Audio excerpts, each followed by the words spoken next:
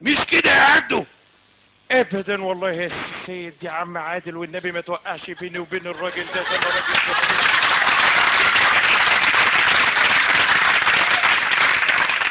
انا هقول الحقيقه، انا كنت قاعد العب بلاي ستيشن مع عمي صلاح عبد الله. مش كده يا عم صلاح؟ كنا بنلعب سوا بلاي ستيشن.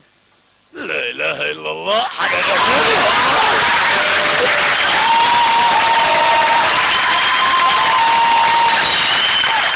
والله العظيم، هي دي الحقيقه.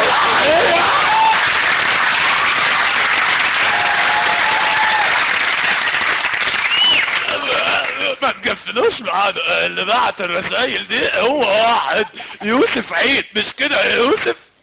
مش النظريه يا عم الحاج.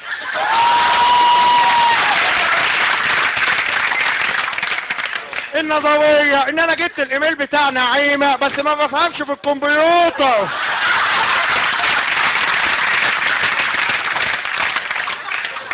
قعدت قدام الجهاز وقلت كلمه واحده، غنيت له موال، قلت له عجبي على الظهر لما يعاند الحاوي. افتحوا لي الكمبيوتر وانا اعرف الايميل بتشريح. سلامتكم. على العموم يابا، اللي بعت الرسائل دي كلها هو واحد يوسف شعبان. مش كده يا عم يوسف؟ صدقني انا ماليش دعوه بالموضوع خالص.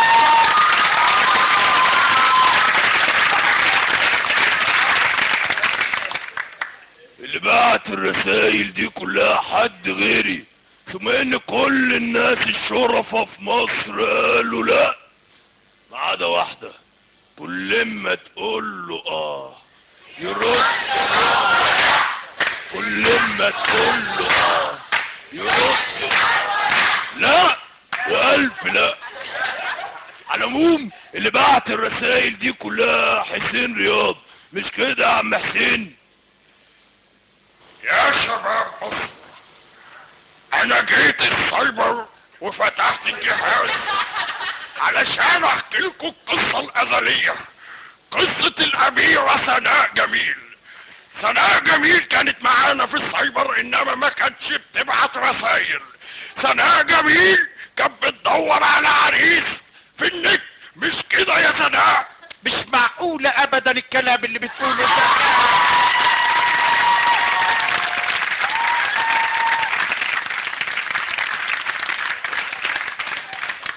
لا مش ممكن ابدا.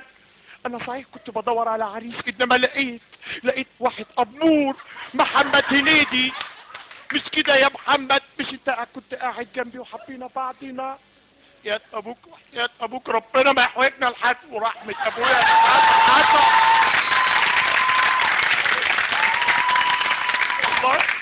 والله ما حصل يا باشمهندسين، والله العظيم ما حصل. هو اللي حصل كله ان انا قلت لها انا قاعد معاكي وهنظبط بعضينا، انما ما قلتش اتجوز. وانا اتمنى اتجوزها، بس انا بصراحه لقيت عم كمال الشناوي هو اللي قال ان هو عايز يتجوزها. مش كده يا عم كمال؟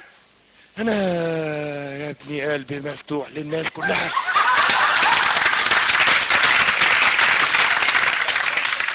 انما بالنسبه لموضوع الرسائل دي واللي نزل امينه هو واحد عثمان عبد المنعم. مش كده يا عم عثمان؟ ما تحرجنيش. من لا مؤاخذة يعني انا كنت فاتح الجهاز بتاعي وكنت قاعد اتفرج على الفيديو كليب الجديد.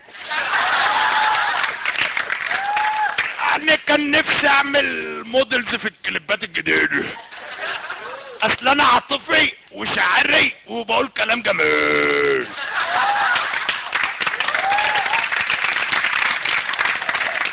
على العموم اللي بعت الرسائل دي هو واحد وانا عارفه، احمد ماهر. مش كده يا عم احمد؟